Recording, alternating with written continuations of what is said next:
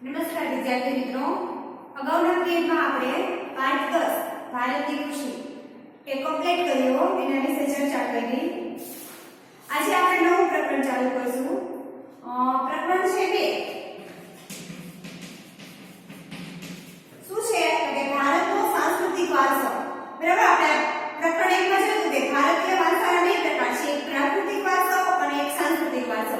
પ્રાકૃતિક વારસો એટલે કુદરત દ્વારા આપણને જે મળેલું છે એને આપણે પ્રાકૃતિક વારસો કહીએ, અને સાંસ્કૃતિક વારસો એટલે કે મનુષ્ય પાસે જે બુદ્ધિ હતી, જે આવડત હતી, એના પાસે જે કલા કૌશલ્યો હતા, બરાબર, એના દ્વારા એને જે નવું સર્જન કર્યું છે એને આપણે સાંસ્કૃતિક વારસો કહીશું. તો અહીંયા આપણે ભારતનો જે સાંસ્કૃતિક વારસો છે એમાં પરંપરા, બરાબર, પરંપરા મનુષ્યએ બનાવેલી એક પ્રક્રિયા છે જેમાં હસ્ત અને લલિત કલા વિશે ચર્ચા કરીશું. ભારતનો સાંસ્કૃતિક વારસો જેમાં પરંપરાઓ, હસ્તકલા અને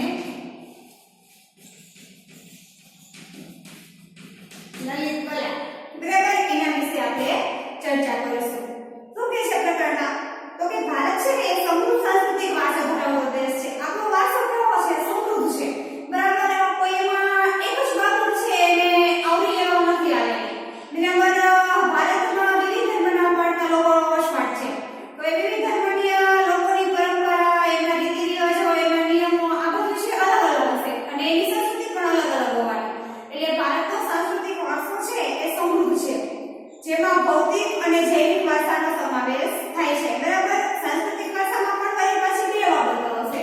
કઈ બે બાબતો? એક જૈવિક બાબતો હશે અને બીજું છે ભૌતિક બાબતો, બરાબર. બંને બાબતોનો સમાવેશ થાય છે. હવે બાળકને જન્મ સાથે જ મા-બાપના શારીરિક અને માનસિક લક્ષણો મળે છે, જેને જૈવિક વારસા તરીકે ઓળખવામાં આવે છે. જૈવિક વારસા એટલે કોઈ બાળકને કહે છે કે એના મમ્મી જેવું છે, સેમ ટુ સેમ, અથવા તો એના પપ્પા જેવું છે, તમે આ છે એના દાદીમાં જેવી છે, ભૂરી, બરાબર, કે મોટી મોટી નાના જેવું છે, બરાબર. તો શું કહે છે અહીંયા કે જૈવિક વારસા એટલે શું કે જન્મની સાથે જ તમને મા-બાપના શારીરિક અને માનસિક લક્ષણો મળે છે, જેને આપણે જૈવિક વારસામાં સમાવેશ કરીશું. જ્યારે તમને પ્રોપર્ટી, ઘર છે, મકાન છે, કોઈ દાગીના છે, એવી પ્રોપર્ટી વારસામાં તમને તમારા પિતા તરફથી મળે તો એને ભૌતિક વારસો કહેવાય છે. સમજાઈ ગયું? જૈવિક અને ભૌતિક વારસો એટલે શું? તો કે જન્મની સાથે જ માતા-પિતાના શારીરિક અને માનસિક લક્ષણો બાળકમાં આવે છે એને જૈવિક વારસો કહેવામાં આવે છે. જ્યારે ઘર, જમીન, જાગીર અથવા તો સ્થાવર જંગમ મિલકત તમને પિતા તરફથી વારસામાં મળે તો તેને આપણે ભૌતિક વારસા તરીકે ઓળખીએ છીએ. આ ઉપરાંત માનવીને પોતાની પાસેની જે આવડત હતી, એની પાસે જે બુદ્ધિ હતી, એનામાં જે શક્તિ, કલા, કૌશલ્ય, આ દ્વારા એ કંઈક મેળવે છે નવું અથવા તો એ જે મેળવે છે એમાંથી એક નવું સર્જન કરે છે, તેને સામાન્ય રીતે સાંસ્કૃતિક વારસો કહેવાય છે. હવે છે કે સાંસ્કૃતિક વારસો. તો કે પૂછે કે સાંસ્કૃતિક વારસો એટલે શું? તો કે મનુષ્ય પાસે જે આવડત હતી, એની બુદ્ધિ હતી, કલા કૌશલ્ય, શક્તિ, આ બધાનો ઉપયોગ કરીને કંઈક મેળવે છે અથવા તો નવું સર્જન કરે છે, તેને સાંસ્કૃતિક વારસો કહેવાય છે.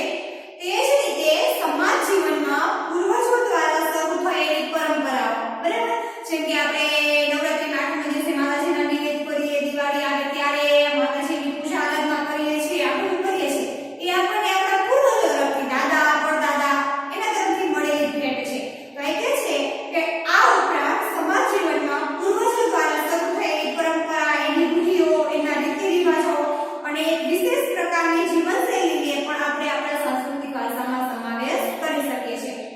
આ ઉપરાંત આપણે બીજી બાબતો જેમાં શિક્ષણ, ખેતી, વેપાર, રોજિંદા જીવનમાં અમુક નિયમો હોય છે, આપણે ઉત્સવો ઉજવીએ છીએ, મનોરંજન મેળવીએ છીએ, આપણી પાસે કલાકારી કરીએ છીએ, અમુક માન્યતાઓ છે, બરાબર, આ કૌશલ્યનો સમાવેશ પણ સાંસ્કૃતિક વારસામાં કરી શકાય છે. હવે ભારત છે એ વિશ્વનો પ્રાચીન દેશ હોવાના લીધે તેની ઉત્તમ પરંપરાઓ, બરાબર, ભારતનું સર્જન છે પ્રાચીન કાળથી થયેલું છે, બરાબર, એટલે ભારત દેશની ઘટના છે પ્રાચીન દેશ તરીકે થાય છે. એટલે ભારત એ વિશ્વનો પ્રાચીન દેશ હોવાને લીધે તેની ઉત્તમ પરંપરાઓ રહેલી છે, એના અમુક સામાજિક મૂલ્યો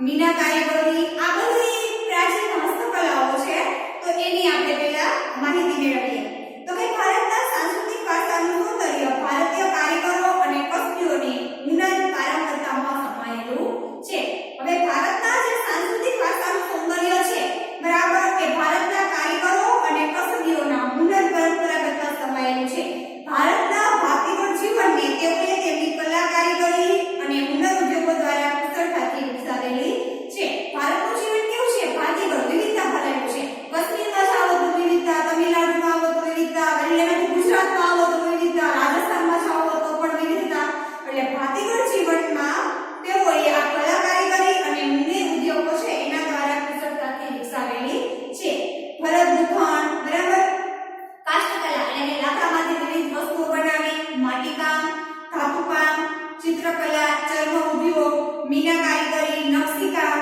અકીક અને હીરાને લગતી કૌશલ્યપૂર્ણ કારીગરી શિલ્પ સ્થાપત્ય હાથવણાટને લગતી કામગીરી એ ભારતની એક આગવી ઓળખ છે હવે પહેલા આપણે જોઈએ માટીકામ કલા મોસ્ટ આઈએમપી છે નોટમાં એનો લખી લેવાનો અને કામ પણ કરવાનો છે અને હું હોમવર્કમાં આપીશ અત્યારે જ કહી દઉં છું કે માટીકામ કલા માનવ જીવન અને માટી વચ્ચે ઘણો જ પ્રાચીન સંબંધ રહેલો છે બરાબર માટી છે એ પ્રાચીન કાળથી જ વિકસેલી છે મનુષ્ય સાથે એટલે મનુષ્ય અને માટી વચ્ચેનો સંબંધ પ્રાચીન કાળથી જોવા મળે છે વ્યક્તિના જન્મથી મરણ સુધીની યાત્રા માટી સાથે જોડાયેલી રહે છે વ્યક્તિ જન્મે છે અને મરે છે ત્યાં સુધી એનું જીવન છે માટી સાથે રહેલો છે ધાતુ કામની શોધ થઈ ત્યારે માનવી મહદઅંશે માટીમાંથી બનાવેલી સામગ્રીનો ઉપયોગ કરતો હતો બરાબર અત્યારે આપણે ધાતુના વાસણો વાપરીએ છીએ સ્ટીલ એલ્યુમિનિયમ પિત્તળ તાંબુ આ બધી ધાતુ છે એટલે વર્તમાન સમયમાં ધાતુનો ઉપયોગ કરતા આપણે ધાતુના વાસણો વાપરીએ છીએ પણ પ્રાચીન કાળમાં તેવી ધાતુ હતી નહીં તો મનુષ્ય છે એ માટીમાંથી બનાવેલી મોટા ભાગની વસ્તુઓ ઉપયોગ કરતો હતો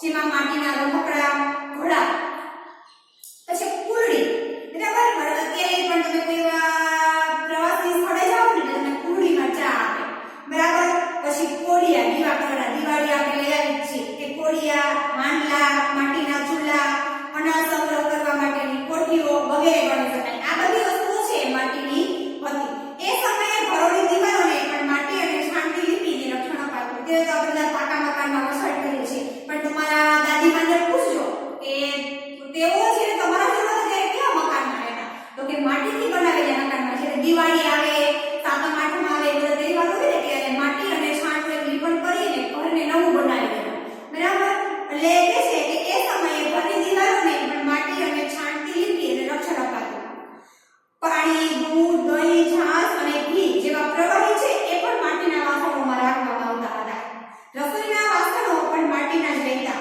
તમે લોથલ મોહેજો-દડો અને હડપ્પા સંસ્કૃતિ સમયના માટીના લાલ રંગના કોવાલા બોરડી રકાબી વગેરે વાસણો મળી આવ્યા છે કુંભારનો ચાકડો માટીકામ માટેનું પ્રાચીન ભારતનું પ્રથમ યંત્ર ગણી શકાય પૂછે કે માટીકામ માટેનું પ્રથમ યંત્ર શું હતું કુંભારનો ચાકડો મોસ્ટ આઈએમપી છે બરાબર કે માટીકામ માટેનું પ્રાચીન પ્રથમ યંત્ર શું હતું કુંભારનો ચાકડો આજે પણ નવરાત્રીમાં ગરબા એટલે શું અંદર દીવો હોય તેવો માટીનો કાણા પાડેલો ઘોડો એ જોવા મળે છે કાચી માટી અને કાચી માટીમાંથી પકવેલા વાસણ કાચી માટી કરે પછી ભઠ્ઠીમાં એને તપને એટલે પાકા બનાવે તો એને શું કહેવાય ટેરાકોટા કહે છે ટેરાકોટા એટલે શું તો કાચી માટીમાંથી વાસણ બનાવવાના ભઠ્ઠીમાં એને શેકી અને પાકા કરવાના એટલે કાચી માટીમાંથી પકવેલા વાસણ ટેરાકોટા કહે છે તેમજ વસ્તુઓનું ઉત્પાદન કરવા માટે ભારત પ્રાચીન કાળથી જાણીતું છે જેડોકિયા અને દક્ષિણ ભારતનું નાગાર્જુન કોંડા અને ગુજરાતમાં લાંગણસ જે મહેસાણા જિલ્લામાં આવેલું છે ત્યાંથી તમને હાથથી બનાવેલા માટીના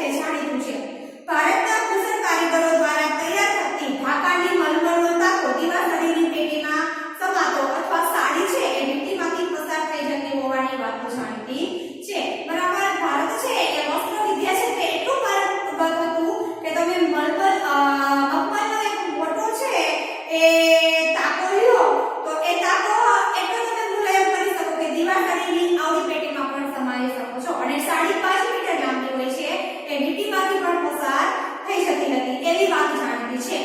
કાશ્મીર સહિત ભારતમાં બનતા ગાલીચા એટલે જો કાશ્મીરના ગાલીચા, પાટણના પટોળા અને કાંજીવરમ તેમજ બનારસી સાડીઓ, રાજસ્થાનની બાંધણીઓ જેવા હાથવણાટના બે હુનરના નમૂના એ ભારતની એક આગવી ઓળખ હતી. જો ક્યાંનું શું વખણાય છે? કાશ્મીરના ગાલીચા, પાટણના પટોળા, કાંજીવરમ અને બનારસી સાડીઓ અને રાજસ્થાનની બાંધણીઓ. આ બધું હાથેથી બનાવવામાં આવતું હતું અને વિદેશમાં પણ એની માંગ રહેતી હતી.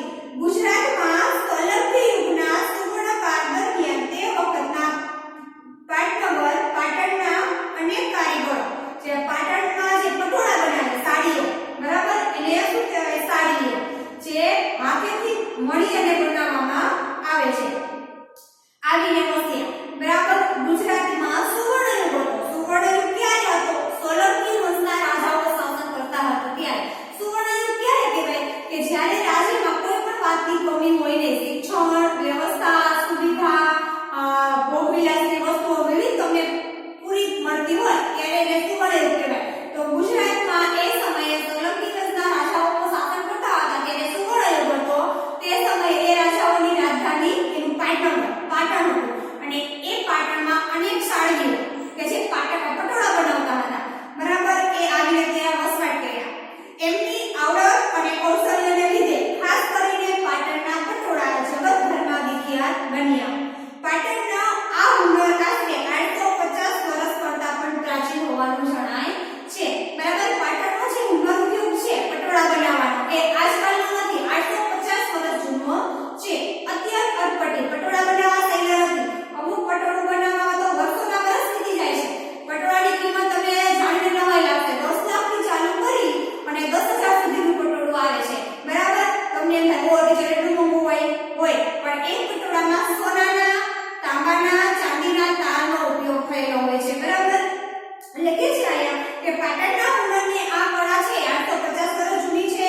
આ કળા છે અત્યંત અટપટી છે, જટિલ છે અને સમય માંગી લે તેવી છે અને આ કળા હાલમાં મર્યાદિત કારીગરો પાસે જ રહે છે, બરાબર.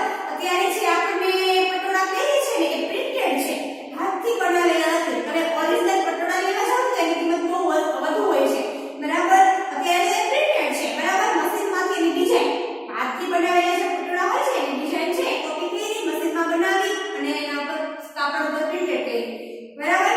પરંતુ આ પ્રક્રિયા અત્યંત અટપટી છે, જટિલ છે અને સમય માંગી લે તેવી છે અને વર્તમાન સમયમાં મર્યાદિત કારીગરો પાસે તે છે. પાટણમાં બનતા આ રેશમી વસ્ત્ર બેવડ ઇંક ને પટોળા તરીકે ઓળખવામાં આવે છે. બેવડ એટલે ડબલ, ઇંક એટલે કે મણનું, ડબલ બ્રાન્ડ કામ. મતલબ કે પટોળાની વિશેષતા શું છે કે સૌનું ક્યું છે ને ઉલટું ક્યું છે તમને ખબર ના પડે, તમે એને બંને બાજુ પહેરી શકો છો, બરાબર. એટલે જેમાં બંને બાજુ એક જ સરખી ભાત દેખાતી હોય એને બંને બાજુ પહેરી શકાય. પટોળા વર્ષો સુધી ટકે છે. તેનો રંગ પણ જતો ન હોવાથી ત્યાં કહે છે કે પડી પટોળી ભાત ફાટે પણ ફીટે નહીં. એટલે કે પડી પટોળી ભાત, એકવાર પટોળામાં ડિઝાઇન પડી ગઈ, ફાટે પણ ફીટે નહીં. કે ફાટી જાય ને ત્યારે તેનો નાશ થાય, બાકી છે એ નાશ પામતું નથી. કહેવત પણ પ્રચલિત થઈ હતી. આ છે વણાટ કલા. પછી છે ભરત ગૂંથણ કલા.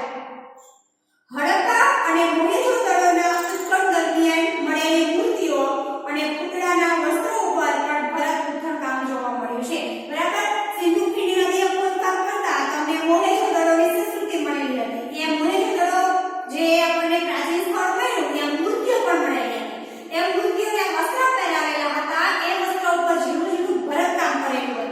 તો એનો મતલબ એ કે પ્રાચીન ભારતમાં ભરત ગૂંથણ કલા પણ પ્રચલિત હતી. ભારતમાં પુરુષો, સ્ત્રીઓ અને બાળકોના વસ્ત્રો ઉપર ભરત ગૂંથણ કરવાની કારીગરી પણ ઘણી પ્રાચીન છે. સિંધુ સંસ્કૃતિના સમયે સિંધ, સૌરાષ્ટ્ર અને કચ્છના સ્ત્રી પુરુષોના વસ્ત્રો ઉપર ભરતકામ જોવા મળેલું છે. એ જ રીતે કાશ્મીરનું કાશ્મીરી ભરતકામ પણ જાણીતું છે. આ ઉપરાંત તમે ગુજરાતમાં આવો તો જામનગર, જેતપુર, ભુજ અને માંડવી સહિતના વિસ્તારોમાં બાંધણી તો પ્રખ્યાત છે પણ એ બાંધણી ઉપર ભરતકામ કરેલું છે. તેની ઉપરની એ બાંધણી ઉપર જો સેના ચિત્રો હોય છે, હાથીનું ચિત્ર હોય છે, પૂતળીઓ હોય કે પોપટ, પક્ષીઓ કે કળશ વગેરે સુંદર ડિઝાઇનો માટે જાણીતા છે. કપડા ઉપર પહેલા છપાઈ કરે અને પછી ભરત ગૂંથણ એ ગુજરાતમાં કચ્છ અને સૌરાષ્ટ્ર વગેરે પ્રદેશની સ્ત્રીઓનો ગૃહ વ્યવસાય રહેલો છે.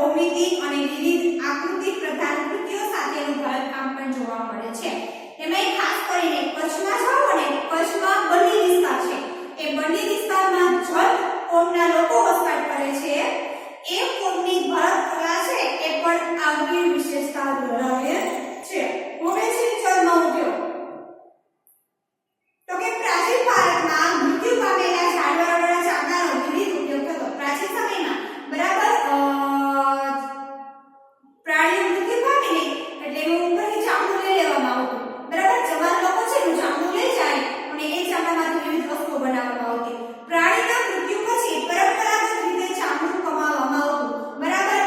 પ્રાણીનું મૃત્યુ પામે એટલે જવાન લોકો જાય અને વિવિધ પ્રક્રિયા કરી એનું ચામડું છે એ કાપી લેતા હતા. ખેતી માટે હવે ચામડામાંથી કઈ કઈ વસ્તુઓ બનાવવામાં આવતી, તો કે ખેતી માટે કૂવામાંથી પાણી કાઢવા માટેનો કોસ, પાણીની મસક એટલે કે પાણી ભરવાની ચામડાની થેલી અને પખાલોમાં ચામડાનો ઉપયોગ થતો. આ ઉપરાંત ઢોલ, નગારા, તબલા, ઢોલક એવા સંગીતના સાધનો ઉપરાંત લોહાની કમર જેમાં હવા ભરાઈને હવા નીકળે, જ્યારે લોઢોના ટીપે ત્યારે લોહાની કોળે જાજો એટલે તમને જોવા મળશે. વિવિધ પ્રકારના પગરખા અને પ્રાણીઓને બાંધવા ચામડાનો ઉપયોગ થતો. યુદ્ધમાં વપરાતી ધાર એમાં પણ પ્રાણીના ચામડાનો ઉપયોગ થતો. ભારતનો ચર્મ ઉદ્યોગ આગવું સ્થાન ધરાવતો. વિવિધ પ્રકારની ચામડાની ભરતગૂંથણવાળી મોજડી, પગરખા, ચામડાના પાકી, પટ્ટા અને ઘોડા અને ઊંટ જેવા જે પ્રાણીઓ છે એના પીઠ ઉપર મૂકવામાં આવતી સાજ, પલાડ, લગામ એ પણ ચાબુક છે એની દોરી પણ ચામડાની જ બનતી. આ હતો ચર્મ ઉદ્યોગ. હવે છે હીરા મોતીકામ અને મીના કારીગરી. એમાં હીરા અલગ છે, મોતીકામ પણ અલગ છે અને મીના કારીગરી છે એ પણ અલગ આવશે. તો જોઈએ આપણે હીરા, મોતીકામ અને મીના કારીગરી. ભારતની પૂર્વ, પશ્ચિમ, દક્ષિણ ત્રણેય દિશામાં દરિયા કિનારો છે. અને તમે અગાઉ પણ કીધું કે ભારતની ત્રણ બાજુ દરિયા કિનારો છે. પશ્ચિમમાં અરબ સાગર, દક્ષિણમાં હિંદ મહાસાગર અને પૂર્વમાં બંગાળની ખાડી આવેલી છે.